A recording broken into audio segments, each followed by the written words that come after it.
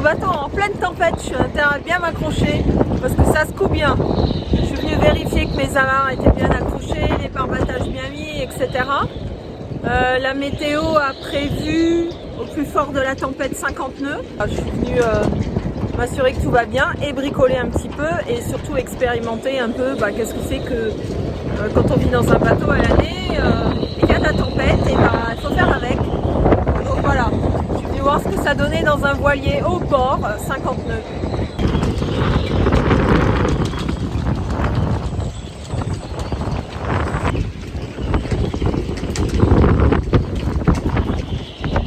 Je suis maintenant sûre que mon anémomètre il ne fonctionne pas parce qu'il me dit 7 nœuds et là il n'y a pas 7 nœuds, c'est absolument clair. Donc ça secoue bien, des fois le bateau s'écrase là sur le ponton.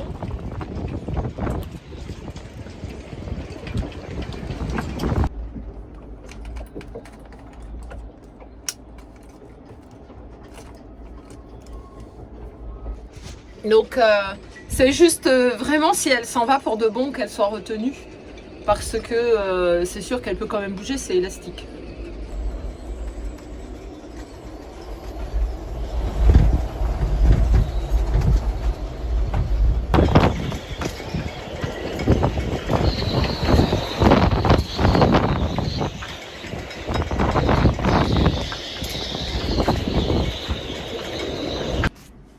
Donc l'ambiance dans le bateau quand on est fermé comme ça, c'est pas très chaleureux.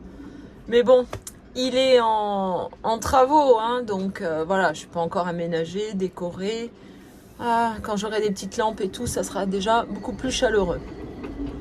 Là, je voudrais voir si je peux prendre ce fil là-bas au fond qui arrive de dessous et mettre une goulotte comme ça. Je voulais coller la boîte, mais la colle est dehors, c'est trop le bazar pour la sortir. Donc ça sera pour une autre fois, mais je vais déjà essayer de mettre ça. Contrôle de la mesure, parce que moi, pour prendre des mesures, je suis vraiment une quiche. Bon voilà, c'est dans la petite goulotte. J'ai pas encore collé la goulotte, parce que comme j'ai pas la colle du boîtier, ça va mettre trop de traction dessus. Il faudrait que je puisse, le jour où je vais coller la goulotte, je collerai en même temps le boîtier. Je vais faire la même chose pour le fil du haut.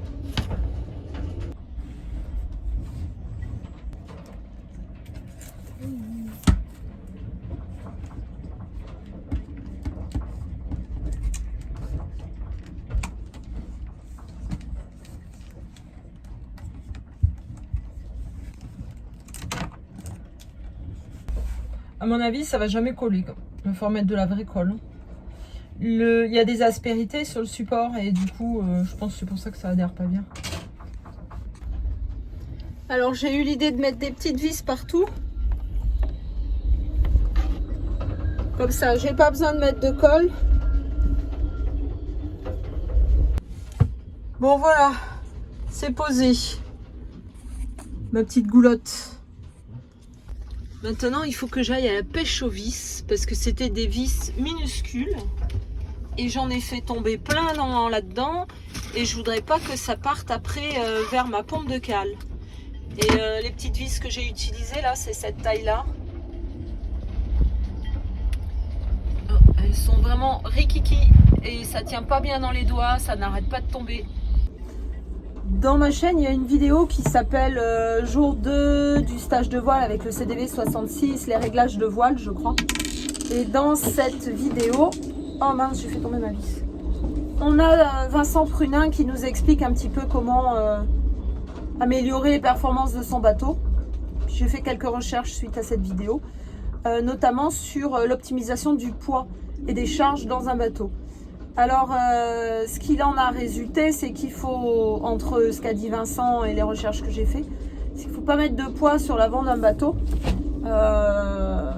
Et même ceux qui font de la régate, ils enlèvent carrément l'ancre avec la chaîne. Donc moi, bien sûr, dans le cadre de la plaisance, je ne vais pas enlever mon ancre et ma chaîne. Par contre, j'avais fait une erreur. Sous mon lit, j'avais mis des trucs lourds. Des rations de combat, de l'eau, des choses comme ça. Donc tout ça, je vais l'enlever. Et je vais mettre que des choses légères comme des voiles, du textile léger qui est volumineux mais qui est léger. Et je vais mettre tout ce qui est nourriture, bouteille d'eau, etc. Réserve d'eau. En fait, il faut centrer le poids au-dessus de la quille et au milieu du bateau. Donc, je vais le mettre sous mes coffres de mon salon à l'intérieur du bateau. Donc là, tant que je suis dans la chambre, je vais enlever tout ce que j'ai dans les cales. Pourquoi je le fais maintenant? Parce que après, quand j'aurai fait mon vaigrage et tout, je vais poser mon matelas, et une fois que le matelas sera posé, faut bien réfléchir à ce qui va en dessous, parce que c'est pas un truc qu'on va déplacer tous les jours. Donc je vais mettre des choses que je vais pas utiliser peut-être dans les 6 mois qui arrivent, comme le spi, mon tourmentin, ma trinquette, voilà, des petites choses comme ça. Plus tard, je réfléchirai à une place optimale, puisque j'espère bien quand même qu'un jour je vais sortir mon spi ou mon tourmentin. Et voilà, mais bon, pour l'instant, je vais y mettre là. Je sais que je vais pas y utiliser tout de suite, donc ça sera très bien à cet endroit-là.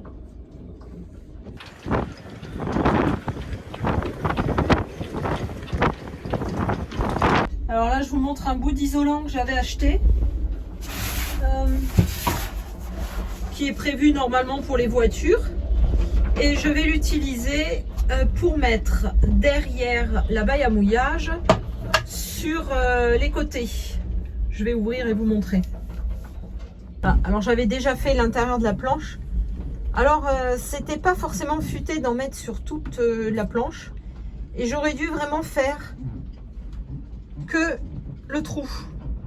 Vous voyez, prendre un gabarit, faire le dessin de ça, le reporter sur ma planche et coller ça, l'isolation, uniquement sur le gabarit que j'aurais tracé ici. Parce que du coup, ça plaque pas très bien sur la paroi. Alors que s'il y avait une surépaisseur d'isolant qui rentre pile dans le trou, ben ça serait bien calé là. Bon, peut-être j'améliorerai plus tard, je sais pas, on verra. Donc sur ma chaîne, il y a une vidéo qui s'appelle « Je repeins ma baille à mouillage ». Donc là, on n'y voit pas grand-chose, donc j'ai pris une lampe torche, j'ai regardé à l'intérieur, c'est nickel. Il n'y a pas une seule trace d'eau, d'infiltration, etc. Donc pour l'instant, ça se passe bien là-dedans. Et là, ce que je vais faire, donc, c'est isoler ce côté de la paroi, simplement. Alors, je vous ai pas filmé la mise en œuvre parce que j'ai pas fait de gabarit, j'ai coupé au pif, j'ai chevauché les morceaux, voilà. J'ai pas fini parce qu'il faudrait enlever la chaîne. Il me reste cette petite portion là à faire. Et vu le temps qu'il fait, j'ai vraiment pas envie d'aller enlever la chaîne maintenant. Donc il me restera une petite bande que je vais déjà découper et que j'aurai plus qu'à coller. Donc, vu d'ici, ça se voit pas. À mon avis, d'ici, j'aurai vraiment pas de froid qui va arriver de ce côté-là, hein, parce que c'est doublement isolé, puisque c'est isolé à la fois sur les côtés et la planche est isolée aussi. Et en plus, elle recouvre une partie de la totalité. Alors c'était bien, je m'en étais pas rendu compte avant, mais ma petite goulotte en haut me permet de bien caler ma planche de fermeture. D'habitude on sait jamais comment la mettre, donc là c'est comme si j'avais un rail pour me guider. Et vous voyez que l'isolant, il a bien collé sur mes doigts. Ici j'ai bien vidé et nettoyé, bon elle était déjà propre, hein, j'ai juste remis un petit coup, ma cale avant, et vous voyez que il n'y a pas besoin de la repeindre, celle-là elle est vraiment en bon état.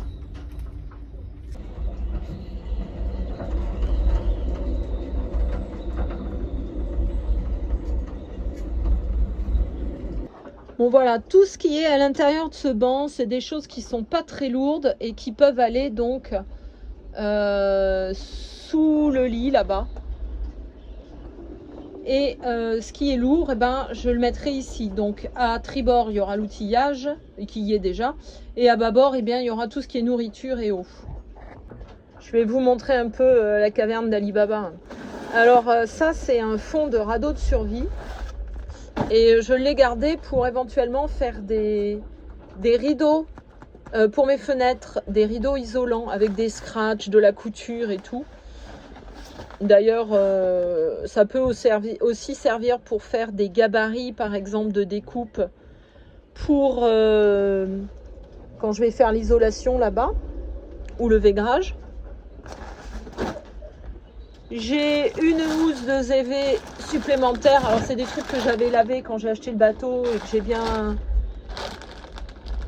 plié, bien fermé, bien conditionné pour que ça reste propre. Donc, j'ai une deuxième housse si jamais je veux changer la première. Donc celle-là, ouais, ça s'ouvre toujours dehors.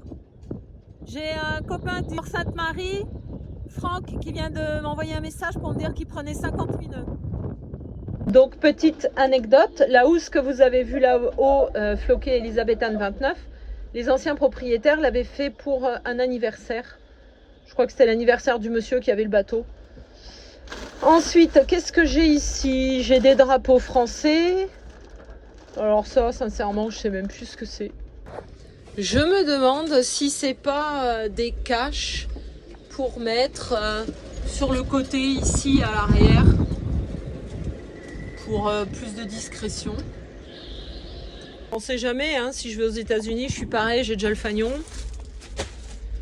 Alors mon pilote, il faisait du bruit, donc je l'ai démonté. Il y avait des petites vis derrière là, 5 vis. Et en fait, à l'intérieur, il y a une sorte de boule gyrostatique qui est placée sur 2 étriers.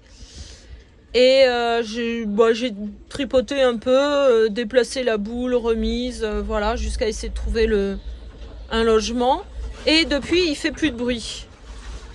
Voilà, parce que dès qu'on le bougeait, ça faisait comme si une pièce se baladait à l'intérieur. Je vais avoir cette prise là à changer parce qu'elle n'est pas compatible avec mon bateau et j'ai été à la clinique du bateau, ils en vendent, donc je vais l'acheter et je pourrai installer mon pilote. J'ai des gilets en rab, j'en ai déjà 2.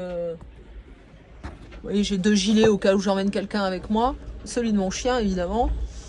Et ceux-là, je les garde au cas où j'ai plus de monde à bord, mais le bateau est tellement petit, je peux pas emmener plus d'une personne, c'est pas possible. Après, on se marche dessus. Hein. Ça, c'est des housses à pare-battage qui, pour la plupart, sont toutes neuves. Je remplacerai les vieilles quand j'aurai repeint le bateau. Je me suis dit que tant qu'il était pas repeint, ça servait à rien de mettre les neuves. Ensuite, ici, c'est des petits rideaux qu'il y avait à l'intérieur du bateau. Mais je pense qu'ils vont servir de gabarit pour des nouveaux rideaux. Ou alors, ils vont servir de chiffon. Alors ça, c'est de la pompe de cale en secours. Donc j'ai 2 pompes de cale en secours. Ouais, j'ai pris un peu de pièces de rechange. Et ça, c'est une pompe d'aspiration qu'on met sur la perceuse. Il faut mettre un bout de tuyau à chaque côté et ça aspire. Donc je vais plutôt passer ces choses-là de l'autre côté, du côté bricolage. Alors ça, c'est une trinquette qu'un abonné m'a donnée, qui est devenu un ami d'ailleurs. Il va se reconnaître. Je sais pas si elle s'adapte sur mon bateau, j'en ai pas la moindre idée. Mais bon, en tout cas, voilà, j'ai une trinquette si besoin à voir. Donc pareil, vous voyez, les coffres, ils sont propres là, j'ai pas besoin de repeindre ça.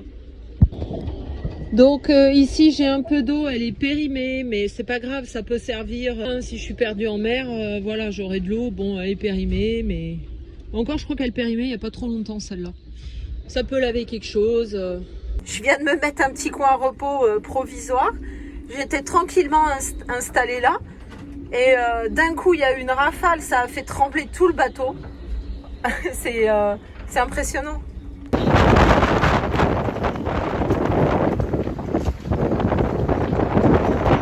Donc voilà, j'étais en train de tester le tangage, le roulis avec le vent. Et je me suis dit, mais imagine, j'ai besoin de sortir parce qu'il y a un truc urgent. Comment je fais une fois que je suis encastrée là-dedans là, non. Et ben, on attrape la poignée et hop, regardez.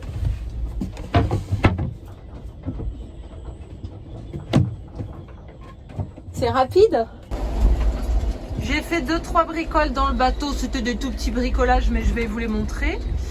J'ai déplacé mon extincteur parce qu'en fait, il était placé là.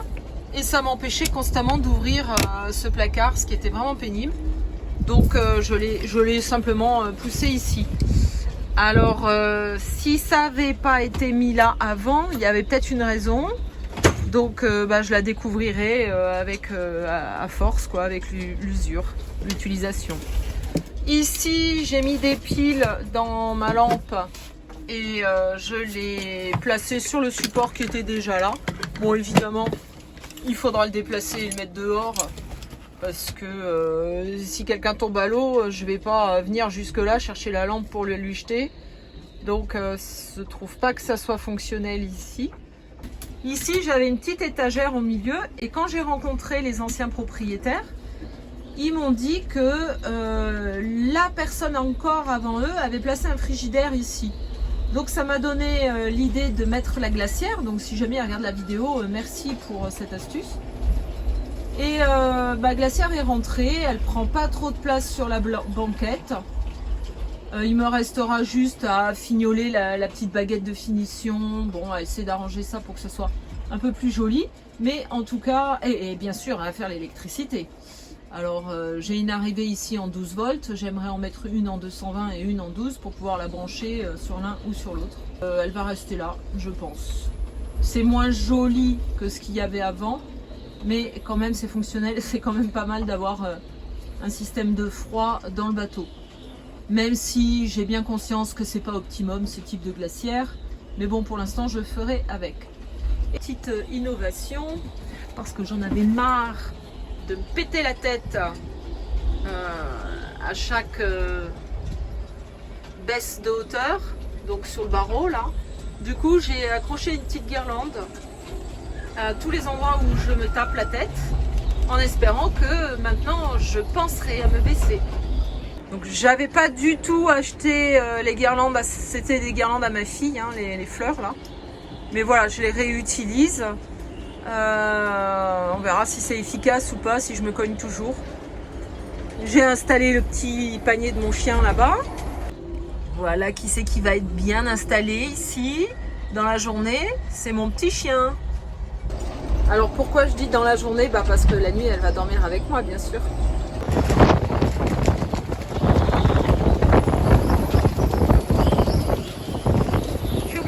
En patarade, sinon le vent me pousse, je tombe.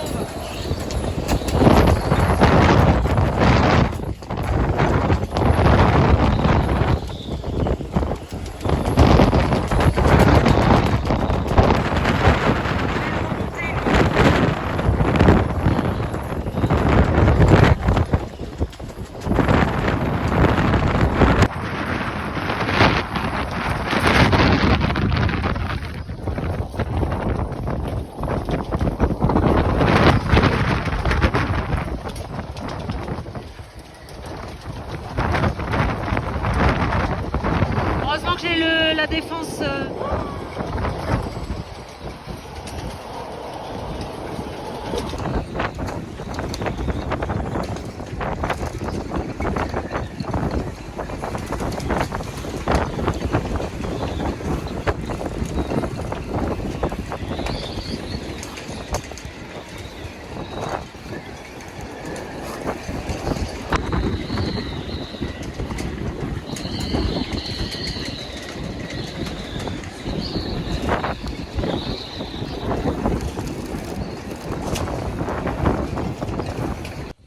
Alors j'ai dû appeler un ami là qui est pas très loin, Christophe. D'ailleurs, si tu regardes la vidéo, merci. Il est venu m'aider. On a remis une garde arrière, celle-ci là, pour qu'en fait elle tire mon bateau vers l'arrière. Parce qu'il était en train de s'écraser complètement sur le quai et d'écraser complètement le quai. Et on a remonté la défense plus haute. Parce qu'en fait, c'était en appui sur le quai.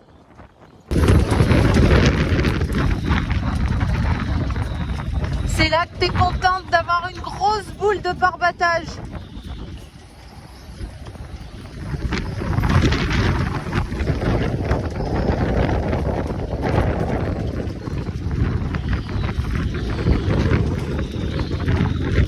Ça, c'est l'autre bateau qui vient m'écraser en fait contre mon quai.